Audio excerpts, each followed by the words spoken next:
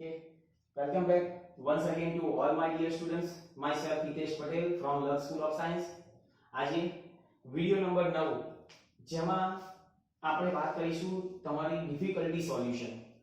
એટલે ઘણા બધા વિદ્યાર્થીઓએ ઘણી બધી ડિફિકલ્ટીઝ જે હતી એ બધી WhatsApp કરી હતી, એટલે એ બધી ડિફિકલ્ટીનું આજે આપણે સોલ્યુશન કરીશું.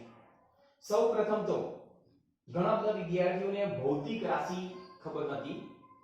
મેં તમને કહ્યું હતું કે ભૌતિક રાશિ એટલે આપણે એવું કહીએ કે જેમ કે પહેલા ઈસવીસન 1800 માં FKS પદ્ધતિ હતી, પછી MKS પદ્ધતિ આવી અને ત્યારબાદ SI એકમ પદ્ધતિ. એટલે દરેક ભૌતિક રાશિની અંદર એના SI એકમ પદ્ધતિ દ્વારા આપણે દર્શાવીએ છીએ. જેમ કે મેં તમને કહ્યું હતું કે લંબાઈ હોય તો એના SI એકમ કયો? મીટર. દળ હોય તો કિલોગ્રામ.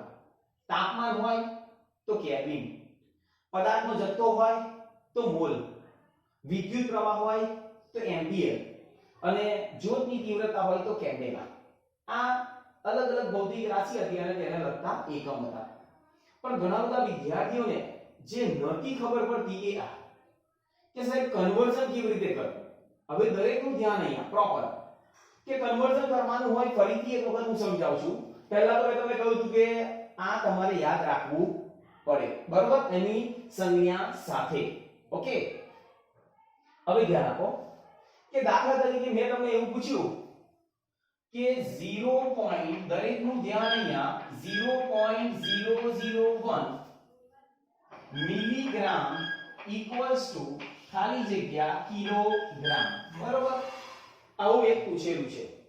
તો મેં તમને એવું કહ્યું હતું કે આને પ્રમાણિત સ્વરૂપમાં આપણે પહેલું તો ગોઠવવાનું. આપણે બધા જાણીએ છીએ કે જ્યારે પ્રમાણિત સ્વરૂપમાં ગોઠવવું હોય તો આ પોઈન્ટ ક્યાં કઈ બાજુ મૂવ થવાનું? રાઈટ, જમણી બાજુ. તો જમણી બાજુ જેટલા ડિજિટ મૂવ થાય એટલો એનો ઘાતાંક માઈનસ આવે. કેવું આવે? માઈનસ. તમે જુઓ કે આને મારે પ્રમાણિત સ્વરૂપમાં લખવું છે તો આ પોઈન્ટ અહીંયા છે તો આ 1 2 અને 3 એટલે એક આવી ગયો પોઈન્ટ ગુણ્યા 0, બરાબર, ગુણ્યા 10 ની 1 2 3 પોઈન્ટ મૂવ થયા એટલે 10 ની -3 મિલીગ્રામ. ખબર પડી ગઈ? એટલે આ પ્રમાણિત સ્વરૂપ થઈ ગયું પેલું. ઓકે, હવે મિલી ને કાઢો તો 10 ની -3 હતું જ. આ તો એક છે એટલે એક કરી દેવાનું. 10 ની -3 હવે મિલી છે તો મિલી અહીંયા જોવાનું સ્મોલ m, અહીંયા મિલી તો 10 ની -3 જ છે તો અહીંયા -3 લખી દો બેટા, બરાબર. કા તો પછી આવું ના આવડતું હોય તો ગુણ્યા 10 ની -3 ગ્રામ. ખબર પડી? એટલે 10 ની -3 એટલે 10 ની -6 ગ્રામ આવી ગયા.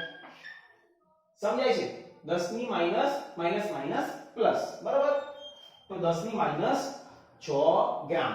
ઓકે, હવે મારે એવું કહીએ, મેં તમને એવું કહ્યું કે 10 ની -6 આવે આવ્યું એટલે અહીંયા માઈનસ મૂકી દેવાનું, બરાબર. હવે કિલો લાવવાનું છે તો કિલો આગળ જોવાનું કે કેટલા છે? 3. તો 10 ની 3 એટલે 3 મૂકી દો. તો 10 ની કેટલી ઘાત થઈ? માઈનસ પ્લસ એટલે -9 એટલે 10 ની -9 કિલોગ્રામ. સમજ્યા?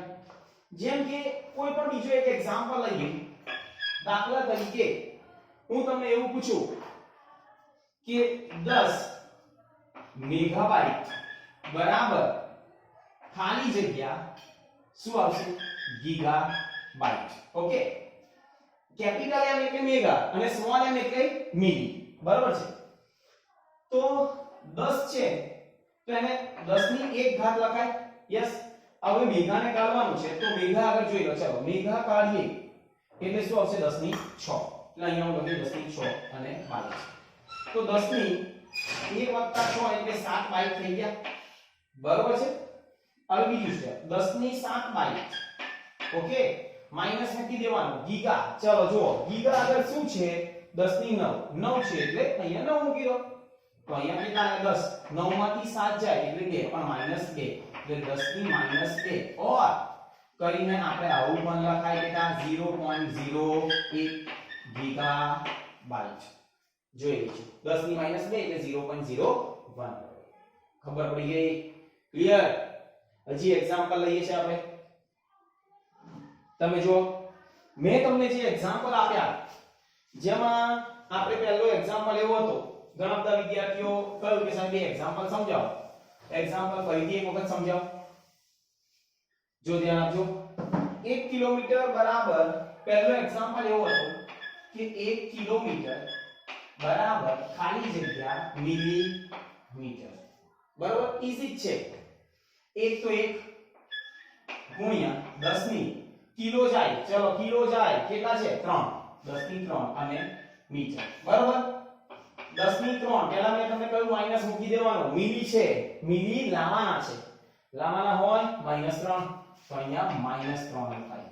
તો હવે 10 ની 3 માઈનસ માઈનસ પ્લસ 3 એટલે 10 ની 6, એટલે 10 ની 6 મિલીમીટર. બરાબર જોઈ લીધું. સેકન્ડ બીજું આપણને કહ્યું 1 મિલીગ્રામ, 1 મિલીગ્રામ બરાબર ખાલી જગ્યા કિલોગ્રામ. ફરીથી એક તો છે જ મિલી, મિલી ને કાઢો, મિલી એ કેટલા છે -3, શું આયા ગ્રામ. ઓકે હવે 10 ની -3 છે, મેં તમને કહ્યું માઈનસ મૂકી દેવાના, કિલો લાવવાનો છે 3, તો 10 ની માઈનસ માઈનસ પ્લસ એટલે -6, શું આયા કિલોગ્રામ, એટલે 10 ની -6 કિલોગ્રામ. ઓકે ચલો ત્રીજો એક્ઝામ્પલ જો એવો આપેલો હતો કે 1 મિલીલીટર બરાબર ખાલી જગ્યા લીટર, 1 મિલીલીટર બરાબર ખાલી જગ્યા લીટર. મિલી ને કાઢો, લીટર લાવવાનો, 1 ગુણ્યા મિલી નીકળે કેટલા છે, મિલી એ 10 ની -3 તો 10 ની -3 બરાબર. તો આ શું આવી ગયા લીટર. તો અહીંયા 10 ની -3 ઓર કરીને લખવું હોય તો આવું પણ લખાય 0.001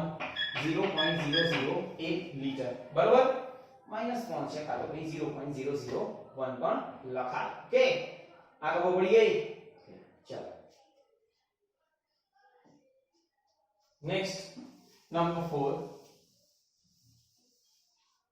નંબર 4 આપણને આપ્યું 0.01 નેનોમીટર, 0.01 નેનોમીટર બરાબર શું આપ્યું ખાલી જગ્યા માઇક્રોમીટર, ખાલી જગ્યા માઇક્રોમીટર. બરાબર ચાલો તો આને પ્રમાણિત સ્વરૂપમાં એટલે 1 ગુણ્યા 10 ની -2 નેનોમીટર. ખબર પડી કે પ્રમાણિત. હવે નેનો જાય, ચલો નેનો ક્યાં છે જોવાનું, અહીંયા 10 ની -9 એટલે 10 ની -2 ગુણ્યા 10 ની -9 મીટર એટલે માઈનસ માઈનસ પ્લસ 9 ને 2 -11 મીટર.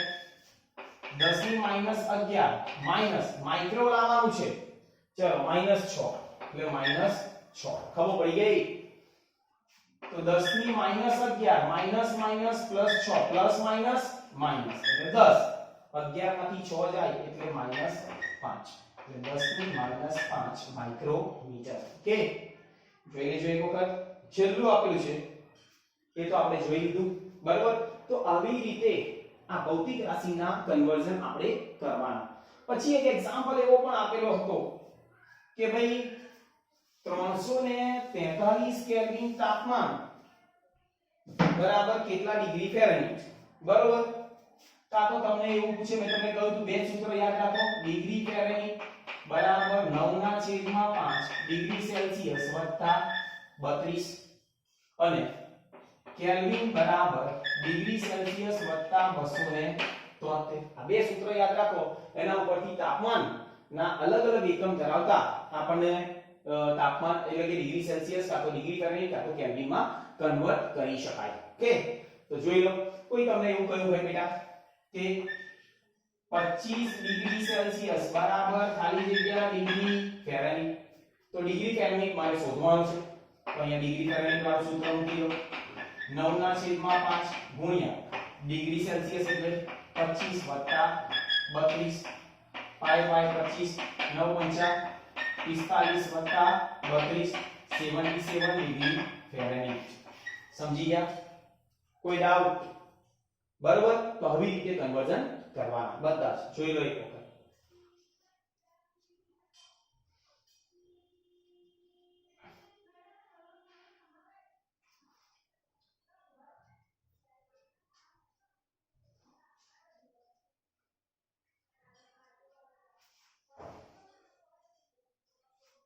એક બીજો ક્વેશ્ચન પણ આપણે પૂછ્યો તો કે દાખલા તરીકે અહીંયા કયા તાપમાને ડિગ્રી ફેરનહીટ બરાબર ડિગ્રી સેલ્સિયસ થાય. બરાબર હવે ક્વેશ્ચન હતો બેટા તો આપણે બધા એક જ સૂત્ર જાણીએ ડિગ્રી ફેરનહીટ બરાબર 9/5 ડિગ્રી સેલ્સિયસ વત્તા 32 થઈ ગયા. હવે ડિગ્રી ફેરનહીટ ની જગ્યાએ ડિગ્રી સેલ્સિયસ હું મૂકી દઉં તો આ ડિગ્રી સેલ્સિયસ થઈ ગયા બરાબર 9 ડિગ્રી સેલ્સિયસ ભાગ્યા 5 વત્તા 32 લસા લઈ લો કેટલા આવશે 5. તો અહીંયા 5 અહીંયા 1 અહીંયા 5 બરાબર 5 ડિગ્રી સેલ્સિયસ બરાબર 9 ડિગ્રી સેલ્સિયસ વત્તા 2 10 15 15 ને 1 16 160 બરાબર 5 ડિગ્રી સેલ્સિયસ ઓછા 9 ડિગ્રી સેલ્સિયસ બરાબર 160 માઈનસ કેટલા આવશે 4 ડિગ્રી સેલ્સિયસ બરાબર કેટલા આવશે 160 તો ડિગ્રી સેલ્સિયસ બરાબર માઈનસ 160 ભાગ્યા 4 એટલે કેટલા આયા માઈનસ 40 ડિગ્રી સેલ્સિયસ એટલે માઈનસ 40 ડિગ્રી સેલ્સિયસ તાપમાને ડિગ્રી સેલ્સિયસ અને ડિગ્રી ફેરનહીટ કેવા થાય છે સરખા. ઓકે આ રીતે એક ક્વેશ્ચન હતો. ઓકે જોઈ લો એક વખત.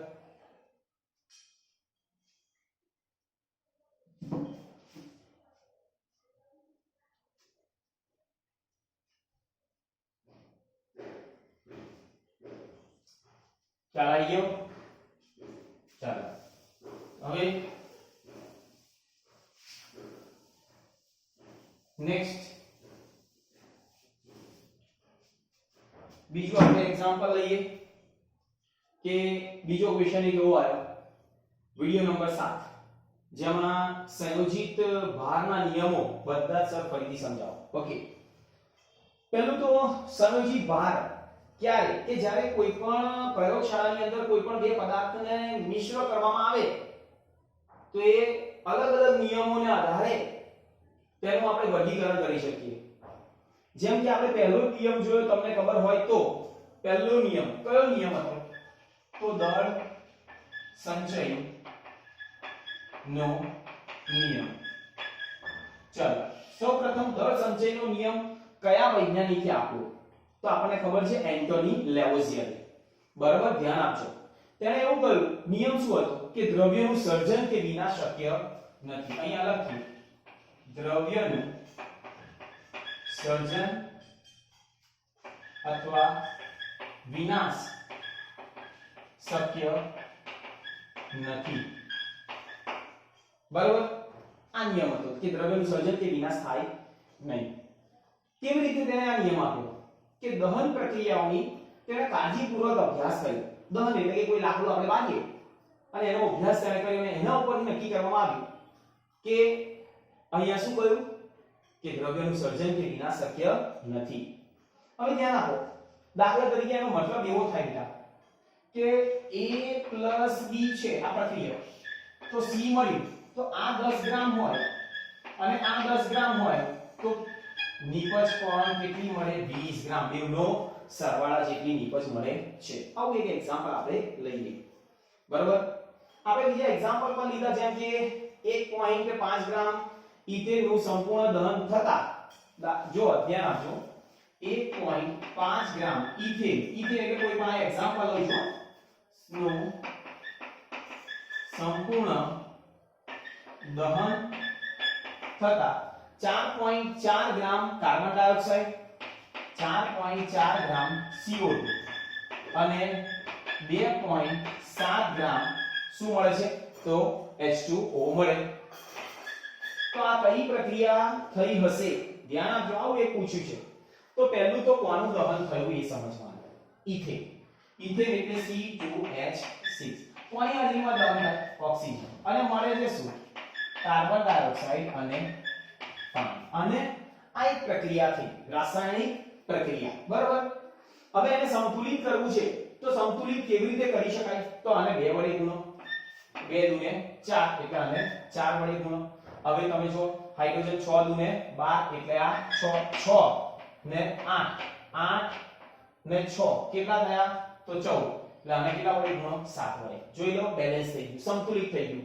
ધ્યાન આપજો 2 દુ 4 કાર્બન 4 કાર્બન 6 દુ 12 હાઇડ્રોજન 6 દુ 12 હાઇડ્રોજન ઓક્સિજન 7 દુ 14 4 દુ 8 ને 6 8 ને 6 14 બંને બાજુ સંતુલિત કરવાનું બેટા. બરાબર હવે એવું કહીએ કે આ કેટલા ગ્રામ આપ્યું છે આ 1.5 ગ્રામ આ મને શોધવાનું છે.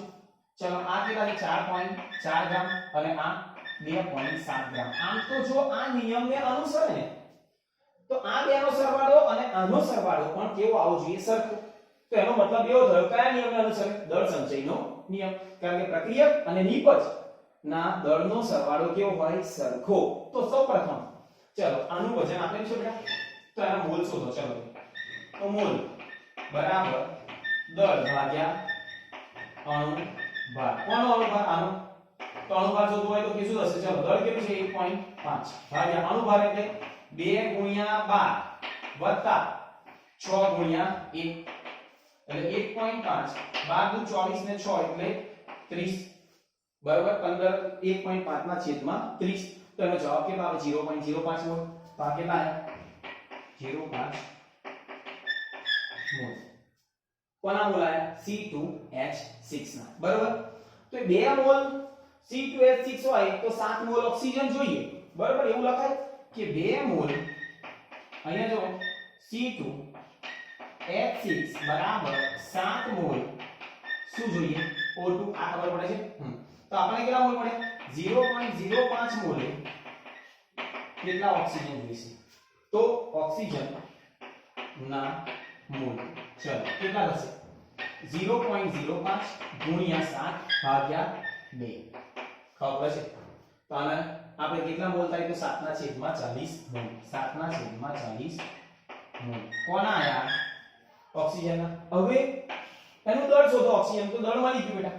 તો મોલ બરાબર દળ ભાગ્યા અણુભાર. ધ્યાન આપજો. દળ મારે શોધવાનું છે. મોલ મળ્યા કેટલા છે? 7 ના છેદમાં 40 બરાબર દળ ભાગ્યા અણુભાર કેટલો? 16 દુ ને 32. O2 છે ને એટલે 32. 32 અહીંયા આવે. દળ આપણને મળ્યું 7 ના છેદમાં 40 ગુણ્યા 32 એટલે જે આવે તે તેનું દળ કેટલું? સમથિંગ 5.6 જેવું આવશે. 5.6 ગ્રામ. હવે તમે જુઓ કે આ દળ આવ્યું 5.6 ગ્રામ. બરાબર. તો આ બેનો સરવાળો અને આ બેનો સરવાળો કેવો આવશે? સરખો.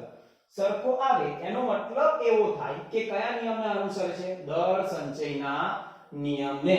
ખ્યાલ આવી ગયો? જોઈ લો એક વખત.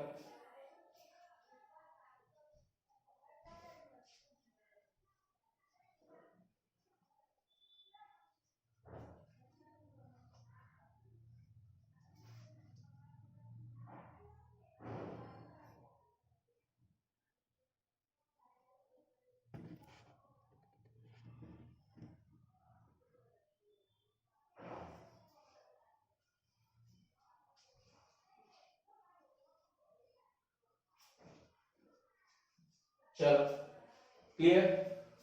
હવે આ એક પહેલો નિયમ હતો. બીજો નિયમ આપણે એવો કયો?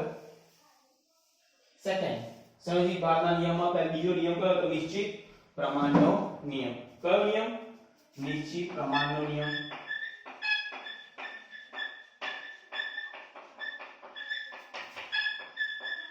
તમને ખ્યાલ હોય તો જેમાં આપણે એવું કહ્યું કે સંયોજનમાં રહેલા દરેક તત્વનું દળ નિશ્ચિત હોય. ફરીથી બોલું છું. આ એક બુકની અંદર આપેલું છે. રાઈટ. આપણે બુકની અંદર તો તમે બધા ગોખી શકો. પણ સમજવાનું કે સંયોજનમાં રહેલા દરેક તત્વનું દળ નિશ્ચિત હોય. અને બુકમાં તમને એક્ઝામ્પલ આપ્યો ક્યુપ્રિક કાર્બોનેટનો. Cupric carbonate CuCO3. કુદરતી અને સંશ્લેષિત રીતે જોયું તો કોપર, કાર્બન અને ઓક્સિજન ના ટકાવાર પ્રમાણ કેવા આયા? સરખા. એટલે એવું કહ્યું કે સંયોજનમાં રહેલા દરેક તત્વનું દળ નિશ્ચિત હોય છે એવું કહેવામાં આવ્યું. આપણે બીજો એક્ઝામ્પલ લઈએ નિશ્ચિત પ્રમાણનો નિયમ. તો મેં તમને એક એક્ઝામ્પલ આપ્યું કે દરિયાનું પાણી. બરાબર. બીજો એક્ઝામ્પલ લીધું કે વરસાદનું પાણી. વરસાદનું પાણી. અને ત્રીજું એક્ઝામ્પલ લીધું આપણે ટાંકીનું પાણી. ઓકે. દરેકની અંદર પાણીનું આણ્વીય સૂત્ર H2O અને H2O. દરેકનું દળ પણ નિશ્ચિત હોય. અહીંયા દળ કેટલું આવશે? 2:16. આ પણ 2:16. આ પણ 2:16. નાના પૂર્ણાંકમાં લખવું હોય તો 1:8 1:8 1:8. એટલે કહ્યું કે સંયોજનમાં રહેલા દરેક તત્વનું દળ નિશ્ચિત હોય. તમે જો આ સંયોજન છે પાણી પાણી પાણી છે પણ દરેકની અંદર હાઇડ્રોજન ઓક્સિજનનું પ્રમાણ તો કેવું છે નિશ્ચિત એ દરિયાનું પાણી હોય કે પછી વરસાદનું પાણી હોય કે પછી ટાંકીનું પાણી હોય પણ સંયોજનમાં રહેલા દરેક તત્વનું દળ તો કેવું હોય છે નિશ્ચિત જ હોય કોઈ દિવસ બદલાય નહીં આ થયો નિશ્ચિત પ્રમાણનો નિયમ જોઈ લો એક વખત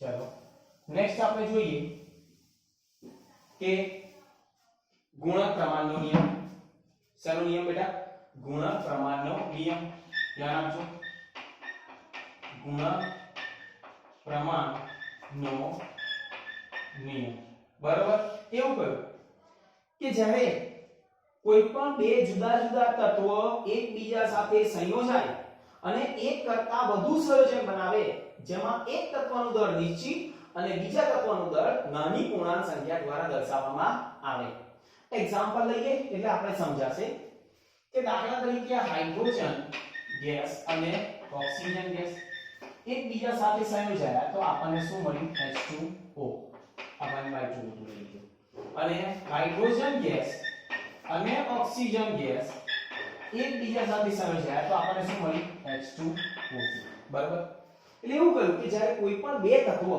જુદા જુદા તત્વો એકબીજા સાથે સંયોજાય જેમાં એક તત્વનું દળ નિશ્ચિત આનું દળ કેટલું 2 ગ્રામ આ પણ 2 ગ્રામ એક તત્વનું દળ નિશ્ચિત બીજા તત્વનું દળ નાની પૂર્ણાંક સંખ્યા આનું દળ કેટલું હશે 16 ગ્રામ અને આનું દળ કેટલું હશે 32 ગ્રામ તો એક કરતા વધુ સંયોજન બનાવે એકમાં પાણી અને એકમાં હાઇડ્રોજન પેરોક્સાઇડ આનું આણ્વીય દળ કેટલું થાય 18 ગ્રામ અને આનું કેટલું હશે 16 દુ 32 ને 2 34 ગ્રામ સમજાય છે એક કરતા વધારે સંયોજન બનાવે તો તેને આપણે શું કહીએ ગુણક પ્રમાણનો નિયમ જેમ કે આપણે એક્ઝામ્પલ પર લીધો કે દાખલા તરીકે નાઇટ્રોજન હોય અને ઓક્સિજન છે અને અહીંયા આપણે સંયોજન લખીએ ધ્યાન આપજો જેમ કે નાઇટ્રોજન છે તો નાઇટ્રોજન અહીંયા સંયોજન લખીએ તો પહેલું સંયોજન આપણે કયું આવે N2O N2O બરાબર પછી NO N2O3 NO2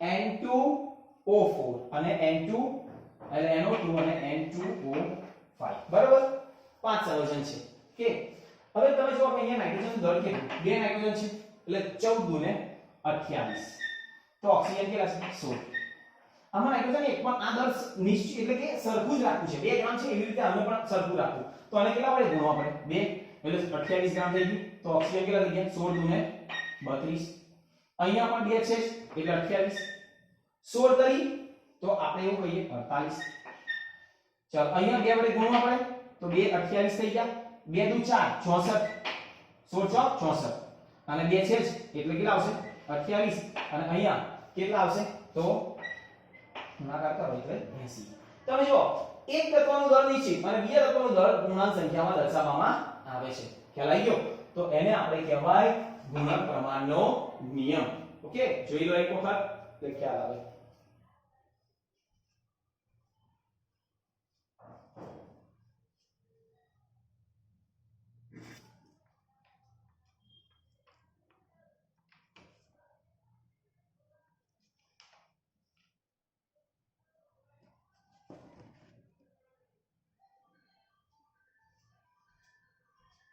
okay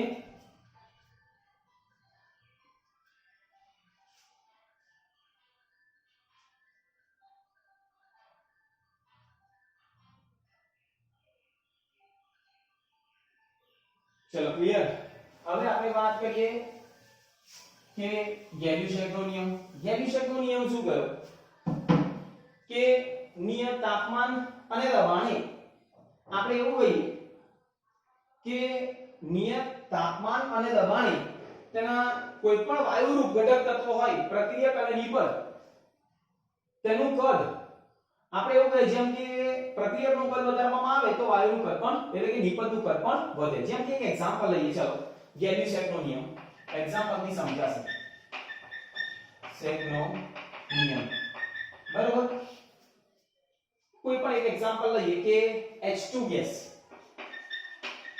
plus Cl2 gas છે અને શું મળવાના ટ્વાઇસ HCl ગેસ મળે છે બરાબર તો એવું કહું કે આનું કદ કેટલું, તો 1 મોલ છે એટલે 1 કદ, આ પણ 1 કદ, અને આપણને કેટલા કદ મળ્યા? 2 કદ. એનો મતલબ એવો થાય, દાખલા તરીકે આ 20 ml હોય અને આ 20 ml હોય, તો આ કેટલા થવાના? 2 ગુણ્યા 20 એટલે 40 ml. ક્લિયર? સમજ્યા કે નહીં? તો આ રીતે આ નિયમ આપ્યો. આ નિયમને આપણે કયો નિયમ કહીએ? ગેલ્યુશેકનો નિયમ. જેમ કે એમોનિયા લઈએ આપણે દાખલા તરીકે, એમોનિયા એટલે N2 gas plus H2 gas gives twice NH3 gas. ધ્યાન આપજો, અહીંયા કેટલા મોલ? 3. તો અહીંયા કદ કેટલું? 1 કદ, અહીંયા 3 કદ, અને અહીંયા 2 કદ. બરાબર છે? તો હવે એક વસ્તુ સમજો કે દાખલા તરીકે હવે અહીંયા જો આ 20 ml હોય તો 20 દરિયા 60 ml, તો આ 20 દુ 40 ml થાય. ખબર પડે છે કે નહીં પડતી? તો આ ગેલ્યુશેકનો નિયમ આપણને આપ્યો. Okay, clear? એવી રીતે એના પછી એક છેલ્લો નિયમ આપણને આપ્યો કે એવોગેડ્રોનો નિયમ. એવોગેડ્રોનો નિયમ એવું કહે છે કે જેટલું કદ હોય ને એટલા જ તેમાં રહેલા અણુઓની સંખ્યા હોય. જેટલું કદ હોય એટલા જ નિયત તાપમાન અને દબાણ કદ એ તેમાં રહેલા અણુઓની સંખ્યાના સમપ્રમાણમાં હોય છે, એવું આપણે કહીએ. જેમ કે એવોગેડ્રોનો નિયમ, જો ધ્યાન આપજો, એવોગેડ્રોનો નિયમ. બરાબર છે? આ એક પાત્ર છે, આની અંદર વાયુ ભરેલો છે બેટા. કયો વાયુ છે? તો કોઈ પણ એક વાયુ, એમોનિયા વાયુ ભરીએ છીએ આપણે. બરાબર? NH3 ammonia. ઓકે, તો હું તમને આમ કહું કે આનું કદ છે 100 મિલી, તો એમાં એમોનિયાના અણુઓની સંખ્યા કેટલી થવાની? તો 100 અણુ. 100 NH3 ના અણુઓ. ખબર પડે છે? જેટલું કદ હોય ને એટલા જ એમોનિયાના અણુ મિલીમાં. બરાબર?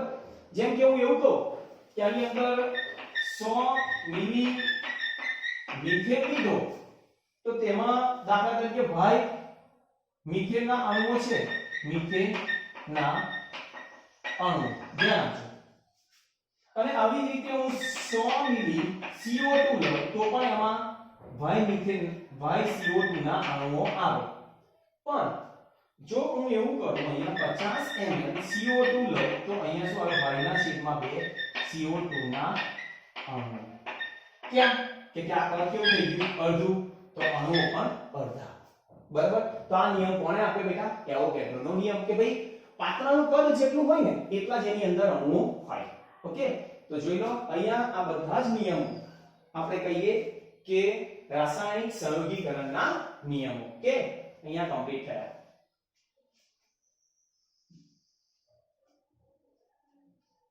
ક્લિયર થઈ ગયું? જોઈ લો એક વખત. ત્યારબાદ આપણે ઘણા બધા વિદ્યાર્થીઓને સંયોજનમાં રહેલા તત્વોની ટકાવારી નથી ખબર, એ એક વખત જોઈ લઈએ. તો અહીંયા આપણે મેં તમને એક જ સૂત્ર આપી દીધું, તત્વોની ટકાવારી બરાબર તત્વની સંખ્યા ગુણ્યા પરમાણુ ભાર ભાગ્યા અણુ ભાર અને ગુણ્યા 100. જોઈ લઈએ એક્ઝામ્પલ. તમને કોઈ એવું પૂછ્યું હોય કે એક્ઝામ્પલ લઈ લો કે H2SO4 માં રહેલા દરેક તત્વના ટકાવાર પ્રમાણ શોધો. તો હાઇડ્રોજન નું દર કેટલું છે? તો 1 ગ્રામ, આપણને ખબર છે.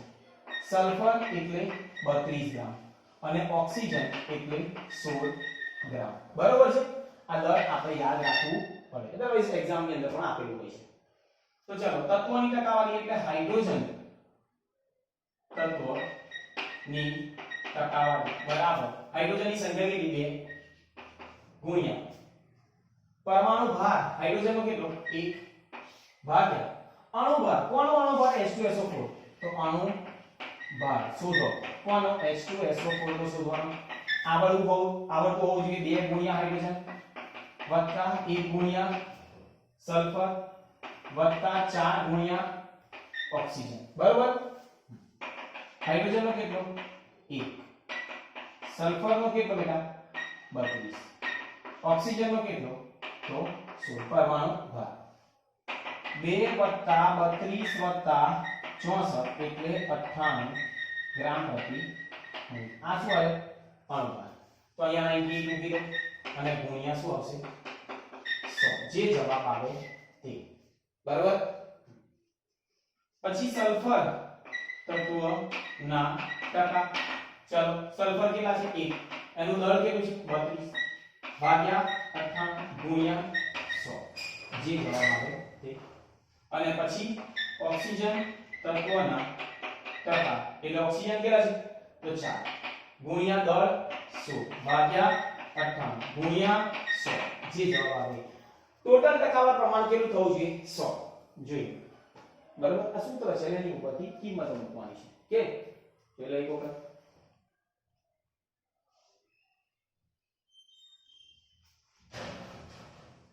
બરાબર. તો અહીંયા બધું જ ક્લિયર થઈ ગયું હશે. બરાબર? તો અહીંયા આપણે બેઝિક કેમિસ્ટ્રી કમ્પ્લીટ થશે.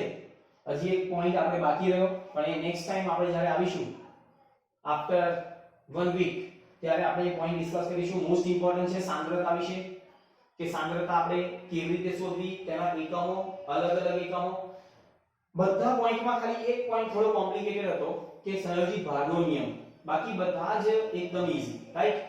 તો હવે બધાને ખબર પડી હશે. આવતીકાલે ટેસ્ટ છે એટલે ખૂબ સારી મહેનત કરો અને સારામાં સારા માર્ક્સ લાવો, રાઈટ? જેથી 11 12th ની અંદર કેમિસ્ટ્રી તમને અઘરું લાગે નહીં. આટલું આવડશે ને તો ઘણું બધું કેમિસ્ટ્રીમાં આવડી ગયું. બરોબર? મેક્સિમમ પોઈન્ટ્સ આ બધા બેઝિક કવર થયું.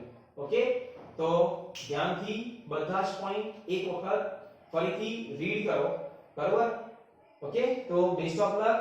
Thank you very much.